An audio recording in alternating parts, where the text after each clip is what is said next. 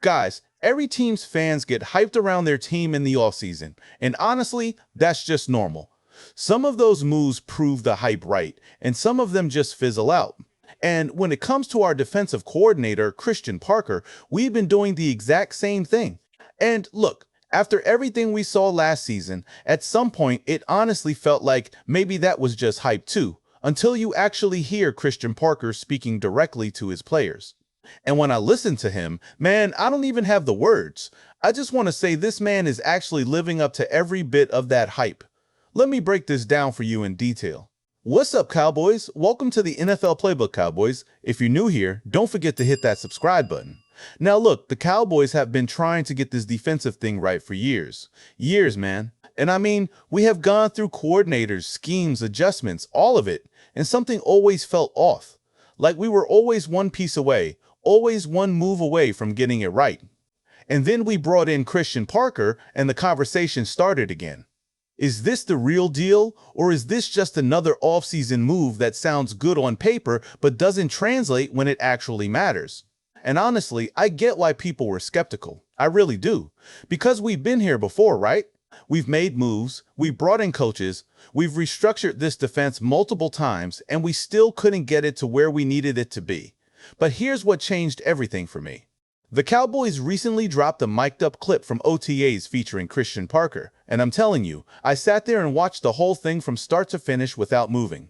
And that's saying something because I've watched a lot of these clips over the years, and most of them are cool, but they don't really show you much. This one was different.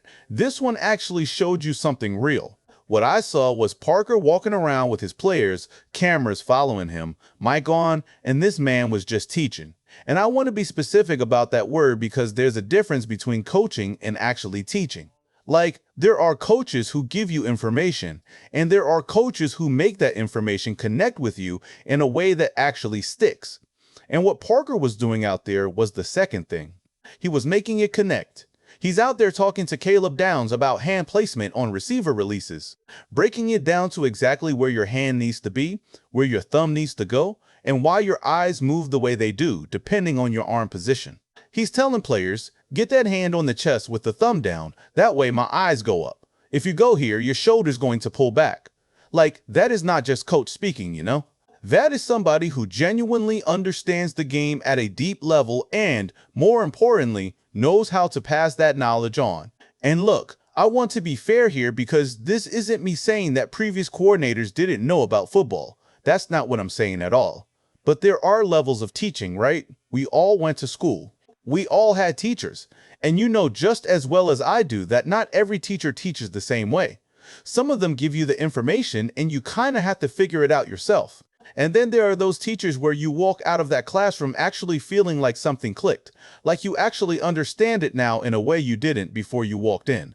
That's the difference I'm seeing with Parker. That's what makes me feel like this is real. And it's not just the technical stuff either. What really got me was watching how his players responded to him. Like you can tell when players are just going through the motions, and you can tell when they're genuinely locked in. And those players out there at OTAs were locked in. They were responding to him. They were engaged. They were asking questions. They were building off what he was showing them. That's not something you can fake. You can't manufacture that kind of energy in a practice setting. He even said himself while he was mic'd up, look, they got me wired up so I can't talk the way I want to talk. And that's right there told me everything. Because that means he's got a real relationship with those guys. He's not just their coordinator. He's actually connected to them on a level where they're comfortable with each other. And that matters more than people realize. Players play harder for coaches they actually rock with. That's just the truth.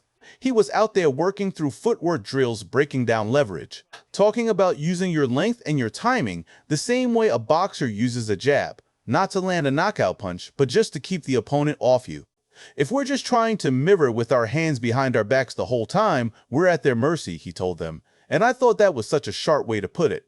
Simple, clear, and it actually makes sense to a player who might have been struggling to understand why the technique matters. And then you get moments where he's communicating with the group, getting everyone on the same page, talking about over-communicating on the field. You see what happens when we over-communicate right there? He said after a play. And the energy on that sideline, man, It was just different. It felt like a unit that's actually building something together, not just running drills to get through practice. Now, I want to bring up Caleb Downs, Christian Parker, and Jaylen Thompson together for a second, because these moves as a package are what's really got me feeling good about where this team is headed defensively. Individually, each one of these additions is solid. But together, the way they complement each other and the way Parker is already working with these guys and getting them to understand the system, that's where the real potential is. That's where you start to see something that could actually be special. And look, I'm going to be honest about one thing that's been sitting in the back of my mind. My only real concern with Christian Parker right now is that I don't think we're going to have him for long. I genuinely believe he is going to turn this defense around, and when he does, other teams are going to come calling. I'm thinking 2 years, maybe 3 at the most, before somebody tries to poach him. And the Cowboys need to be thinking about that right now. Not in a panic, but in a smart, prepared kind of way. Parker is talented, but he is not the only good defensive coordinator out there. If we're ready when that time comes, it's not going to hurt us. But we need to be ready. So, right now at this moment, I am not worried about that. Right now, I'm just focused on what's in front of us, and what's in front of us looks really, really good. This man came in, he got to work immediately, he's connecting with his players, he's teaching at a level that we genuinely have not seen around here in a long time. And the proof is already starting to show up even before the season kicks off. Okay, now before closing the video, I want to discuss Pickens' drama, and look, I know a lot of people are out here thinking the worst about this whole situation with George Pickens, and honestly, I get it. Human nature is just wired that way. But hear me out on this one. We are just a day away from minicamp, and I actually believe George Pickens will show up, I really do, and here's why. You know, people throw around the whole locker room cancer thing with him, the not getting along with teammates thing, all of that. But let me ask you something. You may not like Dak Prescott for whatever reason, but one thing you cannot deny is that wide receivers love playing with this man, and I mean love it, because they know what Dak Prescott does for their careers. He gets these guys paid, man. That's just a fact. Look at CeeDee Lamb. That speaks for itself. Look at Cedric Wilson. This man had 1 year of 650 yards his entire career, and it was with Dak Prescott. The rest of his career, he never sniffed those numbers again. Dak made that man. Then you got Randall Cobb, who came over from Green Bay when they had basically moved on from him. He was sitting around 400 yards before he got here, comes to Dallas, puts up 800 and some odd yards, and walks out with a $28 million contract to go to Houston. Goes to Houston with Deshaun Watson, and guess what? Right back down to 400 yards. Goes back to Green Bay, same thing, 400-yard range. Like, that ain't a coincidence, you know? And then Amari Cooper. The Raiders had pretty much given up on him.